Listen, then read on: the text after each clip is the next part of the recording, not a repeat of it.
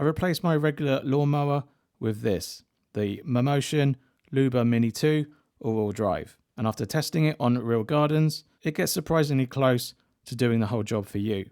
But there are a few things you still need to know before relying on it, and there is one feature that didn't expect to use this much. Robot lawnmowers have been around for a while, but most needed perimeter wires and struggled with anything beyond simple, flat lawns. Now with camera systems, GPS positioning and smarter automation, they're finally becoming properly autonomous. So the big question is, are they now good enough to give up manual mowing altogether? This is the LUBA Mini 2 all-wheel drive, a robotic lawnmower designed for more complex gardens. It uses a mix of GPS positioning, cameras and sensors to map and navigate your lawn. And importantly, there's no boundary wire needed. Getting started was pretty straightforward. In the box you get the mower, its docking station, spare blades and tools, and everything you need to get going. Assembly took just under 5 minutes, just simply by connecting a few cables and mounting the camera sensor module onto the main body. Once done, the rest of the setup happens outside. At 15 kilos, it's definitely not light, but that weight actually helps with stability on uneven terrain. There are grab handles on the side, but I found rolling it using the front bar was much easier. It's also quite a large unit, so finding a good spot for the docking station took a little bit of thought. I placed mine on a solid surface near the house rather than fixing it to the lawn with the screws and tools provided. Once powered up, I connected it through the Mammotion app. Its initial setup uses Bluetooth, so range can be quite limited at first, but once connected to Wi-Fi or using its built-in 4G connection, you can control it remotely without any issue. Mapping the lawn was quick. My garden is around 36 square meters, and it only took a few minutes to map out the perimeter before it was ready to start cutting. Once it got going, the results were actually pretty impressive. It is very quiet, consistent, and for the most part, it's very accurate. It completed my lawn in around 23 minutes, with the battery dropping from around 85% to 50%. And this included the mapping process as well. Like most robot mowers, it struggles with tight corners and small gaps. It also wasn't entirely confident cutting around a tree in the middle of my lawn. Even with its edge cutting feature, it still left around 8 to 10 centimeters uncut around the edges, so you'll still find that you'll need a strimmer if you want a really clean finish. But with that said, it covered around 95% of the lawn on its own, which is a big time saver. One of the key selling points here is the all-wheel drive system. I don't have a steep slope to fully test its limits, but in my use it handled uneven ground, small steps and dips around flower beds without any issues at all. That extra traction definitely helps it stay stable, where cheaper robot mowers would struggle. In terms of positioning, GPS tracking was solid during my testing. I didn't experience any drift or it going outside the mapped area, although on a smaller lawn like mine, it isn't really being pushed to its limits. Still, in day-to-day use, it stayed consistent and predictable. Obstacle detection is generally good, but not perfect. It avoided items like loose hoses, balls, shoes, and gloves without any issues, but very low objects weren't always detected, suggesting there is a minimum detection height of just a few centimeters. So it's smart, but you'll still want to clear smaller hazards.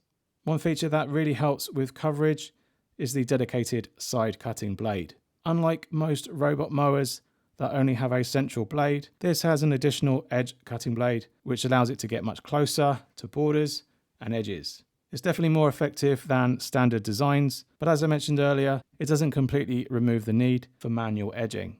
The app itself is generally stable and responsive. It typically connects to the mower when opened, and during manual control over Bluetooth, I did experience occasional disconnections, even at a shorter than expected range. There is also a live camera view available, which lets you see from the mower's perspective, which is useful when manually controlling it or checking on its positioning remotely. One of the biggest advantages is just how quiet it is. It's much quieter than a traditional mower, so it can easily run in the evenings without being disruptive. This mower doesn't collect grass, it mulches it. So if you're after a perfectly clean lawn, this might not be ideal. But with regular cutting, the clippings break down and help improve the lawn over time. It can operate in wet conditions, but it's definitely not recommended. It includes rain detection, and it will return to the dock automatically if rain is detected. And for best results, cutting dry grass gives you a much cleaner finish anyway.